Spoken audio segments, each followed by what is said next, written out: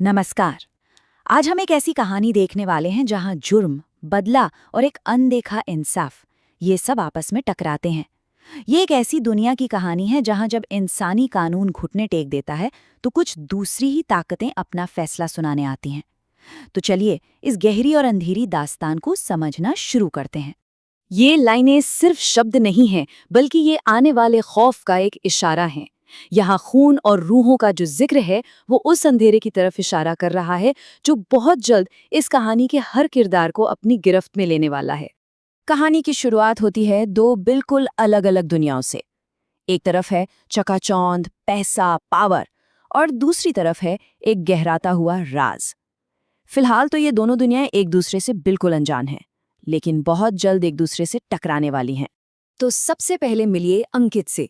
ऊंची ऊंची इमारतें, एक शानदार लाइफस्टाइल और बेशुमार दौलत। पहली नजर में उसकी जिंदगी किसी सपने जैसी ही लगती है। एक कामयाब इंसान जिसकी दुनिया में सब कुछ एकदम परफेक्ट है। पर क्या सच में सब उतना ही साफ है जितना दिखाई दे रहा है?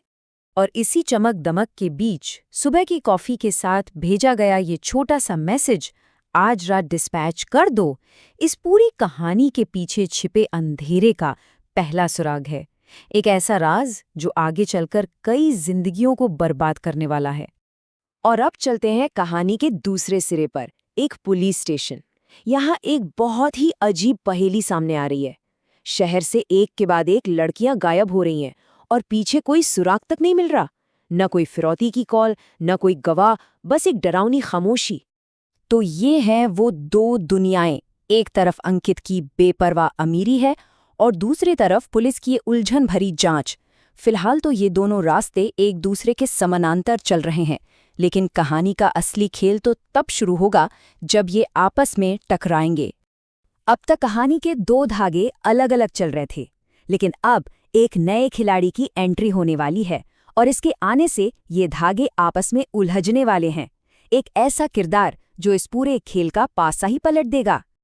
अंकित के ऑफिस में आयशा की एंट्री होती है। कागज पर तो वो एक परफेक्ट कैंडिडेट है, कॉन्फिडेंट, शांत और एकदम प्रोफेशनल। लेकिन उसकी आंखों में एक ऐसी गहराई है जो किसी रिज्यूमे में नहीं लिखी होती। आयशा को देखते ही अंकित के दिमाग में कुछ खटकता है। अरे, ये तो वही चेहरा है जिसे उसने कुछ दिन पहले एक क्लब में देखा था, और फिर वो लड़की अचानक वहां से गायब हो गई थी। तो क्या ये सिर्फ एक इत्तेफाक है या फिर कोई सोची समझी चाल? देखिए, ये इंटरव्यू कोई आम इंटरव्यू नहीं है। ये तो शब्दों का एक खेल चल रहा है। आयशा के रहस्यमयी जवाब अंकित को और भी ज्यादा उलझा रहे हैं। वो समझ ही नहीं पा रहा कि आखिर शिकारी कौन है और शिकार कौन, और यही बात इस मुलाकात को और भी खतरनाक बना रही है। चलिए, अब कहानी के उस हिस्से में चलते हैं जहां सारे राज दफन हैं। बंदरगाह, ये अंकित के काले कारोबार का सेंटर है और यहीं से कहानी का अंधेरा और भी गहरा होने वाला है। अरशद की मौत कोई आम हादसा नहीं है। ये एक पैगाम है, एक चेतावनी कि इस खेल में अब एक ऐसी ताकत भी शामिल हो चुकी है जो इंसानों की दुनिया से बिल्कुल परे है। एक साया जो अपना बदला लेने के लिए आया है।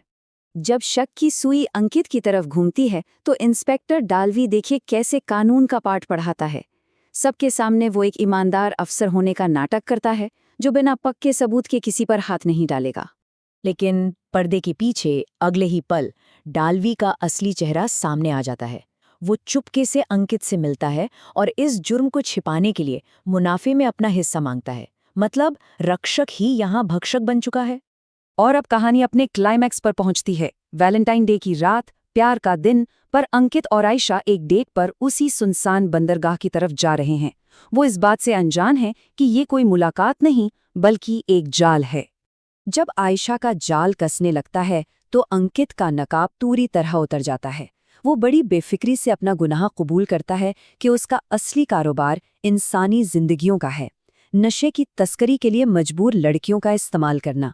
और तभी आयशा अपना सबसे बड़ा राज खोलती है। वो कोई मामूली असिस्टेंट नहीं है, बल्कि वो अपनी बहन का बदला लेने आई है। उसकी जुड़वा बहन एक पत्रकार थी जिसे अंकित का सच सामने लाने की कीमत अपनी जान देकर चुकानी पड़ी थी। अंकित को अब भी लगता है कि बाजी उसी के हाथ में है। आयशा को मारने से ठीक पहले वो बड़े ठंडे दिल से ये शब्द कहता है, ये मानकर कि वो इस खेल का आखिरी खिलाड़ी है, लेकिन वो ये नहीं जानता कि खेल तो असल में अब शुरू होने वाला है।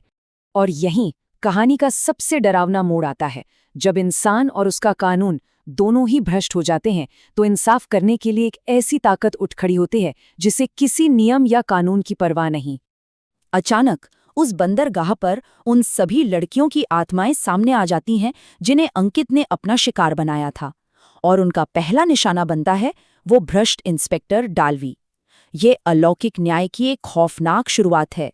कहानी का अंत होता है एक न्यूज़ रिपोर्ट के साथ। ये रिपोर्ट आपको सारे तथ्य तो बता देगी, मौत, तस्करी, बचाई गई लड़कियां, लेकिन उस रात जो असली इंसाफ हुआ था उसके बारे में कुछ नहीं कह सकती। उस खौफ का जिक्र कानून की किसी किताब में है ही नहीं। और आखिर में ये कहानी हम सबके लिए एक गहरा सवाल छोड़ जाती है।